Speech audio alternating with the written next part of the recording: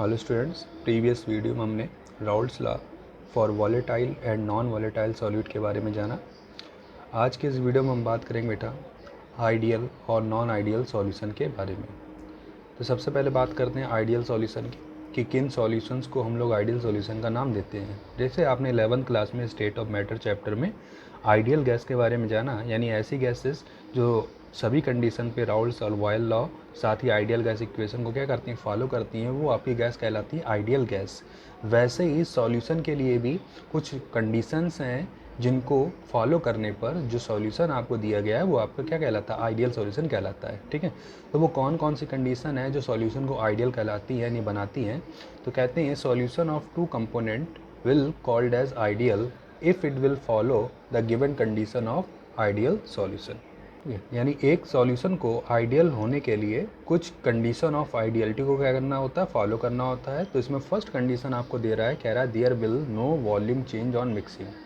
कहते हैं कि जब दो सॉल्यूशन यानी दो कंपोनेंट को आपस में मिक्स करो और मिक्स करने पे जो सॉल्यूशन फॉर्म हो उसके वॉल्यूम में चेंजमेंट नहीं होना चाहिए। यानी अगर एक कंपोनेंट आपका 10 लीटर है और दूसरा कंपोनेंट आपका 10 लीटर है और जब आप उनको आपस में मिक्स करो तो मिक्स करने पे उनका जो टोटल वॉल्यूम है वो कितना होना चाहिए, 10 + 10 20 होना चाहिए। यानी वॉल्यूम में इंक्रीमेंट या डिक्रीमेंट नहीं होना चाहिए। और जब इनमें आप डिफरेंस निकालोगे तो ये डिफरेंस हमेशा क्या मिलना चाहिए, 0 मिलना चाहिए। तो अगर ऐसा है तो वो सॉल्यूशन आपका क्या कहलाता है, आइडियल सॉल्यूशन। तो वही बोलते हैं there will be no volume change on mixing. ठीक है, सेकंड कहते हैं there is no enthalpy change on mixing. Enthalpy यानी एक हीट है, हीट से रिलेशन है जो कि कांस्टेंट प्रेशर पे कैलकुलेट की जाती है, जो थर्मोडायनेमिक्स ने आपने 11th क्लास में पढ़ा था। तो कहते हैं कि एंथैल्पी में भी चेंज नहीं होना चाहिए। यानी दो कंपोनेंट को अगर आप आपस में मिक्स कर रहे हो तो मिक्स करने पर उनको ना तो हीट का लॉस करना चाहिए ना हीट का गेन करना चाहिए। अगर हीट लॉस या गेन नहीं होती है तो इसका मतलब उनकी हीट क्या बनी रहेगी, कांस्टेंट बनी रहेगी। यानी जो चेंज होगा वो क्या मिलेगा, हमेशा 0 मिलेगा। तो आइडियल सॉल्यूशन के लिए एंथैल्पी चेंज भी क्या होना चाहिए, 0 होना चाहिए, उनमें वेरिएशन नहीं होना चाहिए। ये सेकंड कंडीशन ऑफ क्या कहलाती है, आपकी आइडियल सॉल्यूशन।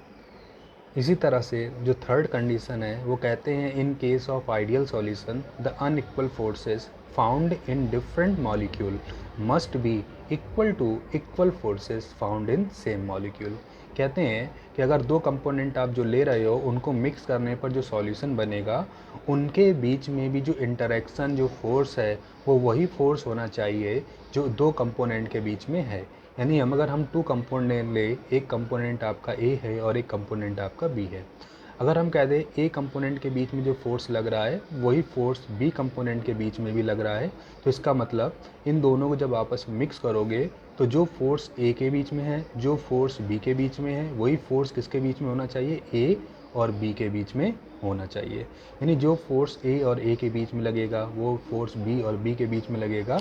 इनको मिक्स करने पर जो आपका सॉल्यूशन बनेगा क्या, ए बी, उसके बीच में भी वही फोर्स होना चाहिए।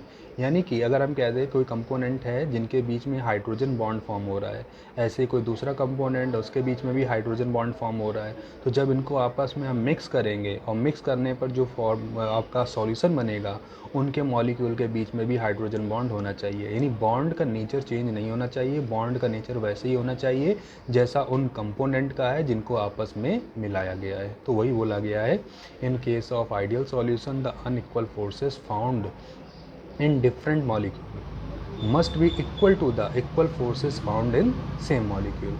यानी कि this means if a solution form by two liquid A and B, अगर हम दो लिक्विड ले लें, एक ए है और एक बी है, इनके द्वारा एक सॉल्यूशन बनाए जो कि क्या होगा, आपका ए बी होगा।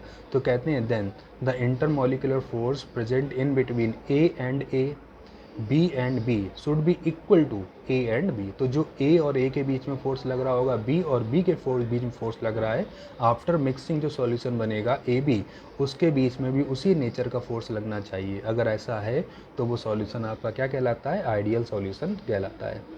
और फोर्थ कंडीशन कहते हैं बेटा ऑल आइडियल सॉल्यूशन मस्ट ओबे Raoult's law at all temperature and concentration. ठीक है, साथ ही आइडियल सॉल्यूशन को राउल्ट्स लॉ को फॉलो करना चाहिए सभी टेम्परेचर और कंसंट्रेशन की कंडीशन पर। राउल्ट्स लॉ आपको हमने जैसे प्रीवियस वीडियो में पढ़ाया, यानी वेपर प्रेशर ऑफ द जो सॉल्यूशन है वो इक्वल टू होना चाहिए, किसके इक्वल होना चाहिए, vapour pressure of pure component into mole fraction of the component. ठीक है। यानी जो सॉल्यूशन का वेपर प्रेशर है वो उस कंपोनेंट के वेपर प्रेशर जो कि प्योर फॉर्म में जिससे वो सॉल्यूशन बना है उस कंपोनेंट के वेपर प्रेशर और उसके मोल फ्रैक्शन की मल्टीपल के इक्वल होना चाहिए। अगर ऐसा है तो कहते हैं वो कंपोनेंट सॉल्यूशन जो है वो राउल्ट लॉ को फॉलो करता है। ठीक है।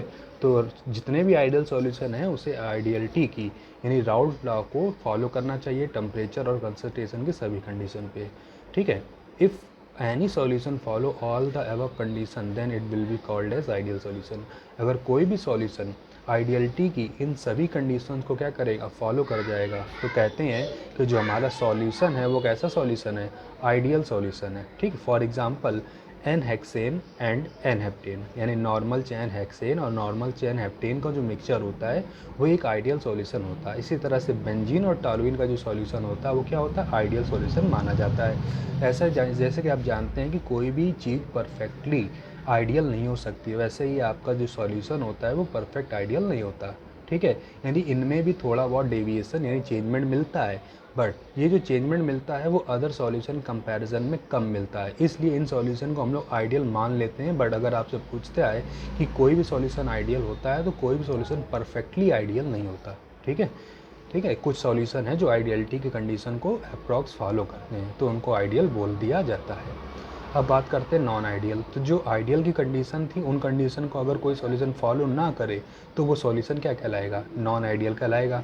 यानी ये solution form by mixing of two liquid is said to be non ideal if it does not obey Raoult's law and unequal forces of attraction are not equal to the equal forces of attraction. यानी A और B के बीच में जो force लग रहा है वो A B के बीच में जो फोर्स लगेगा इसके इक्वल ना हो, यानी इक्वल फोर्स अनइक्वल फोर्सेस के इक्वल नहीं होंगे, then such type of solution will be called non ideal और रियल सॉल्यूशन। ठीक है।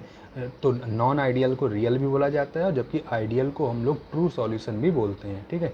In case of real solution delta V mixing not equal to zero, delta H mixing not equal to zero. यानी non ideal के लिए volume change और enthalpy change कभी भी आपको जीरो नहीं मिलेगा। यानी एंथैल्पी चेंज और वॉल्यूम चेंज में क्या मिलेगा, आपको वेरिएशन मिल जाएगा। आफ्टर मिक्सिंग वॉल्यूम इंक्रीज या डिक्रीज कर जाएगा, आफ्टर मिक्सिंग एंथैल्पी की वैल्यू बढ़ जाएगी या घट जाएगी, यानी हीट को या तो लॉस कर देगा या तो गेन कर लेगा। ठीक है। तो ये सारी कंडीशन किसकी होती, नॉन आइडियलिटी, यानी आइडियल की कंडीशन को जो फॉलो ना करे वो आपका कहलाता है नॉन आइडियल या रियल सॉल्यूशन। ठीक है। फॉर एग्जांपल जैसे कार्बन टेट्राक्लोराइड और एन हेप्टेन का सॉल्यूशन आपका नॉन आइडियल है। ठीक है। डाई एथाइल ईथर और एसीटोन का जो सॉल्यूशन है वो क्या है, नॉन आइडियल है। तो इस तरह से हम लोग आइडियल और नॉन आइडियल सॉल्यूशन को क्लासीफाई कर सकते हैं गिवन कंडीशन के बेसिस पे कि वो इन कंडीशन को फॉलो करता है या नहीं। तो इस तरह से हमने आइडियल और नॉन आइडियल सॉल्यूशन के बारे में जाना। ठीक है। तो आज के वीडियो में इतना ही, बाकी जो होगा टॉपिक वो हम देखेंगे नेक्स्ट वीडियो में।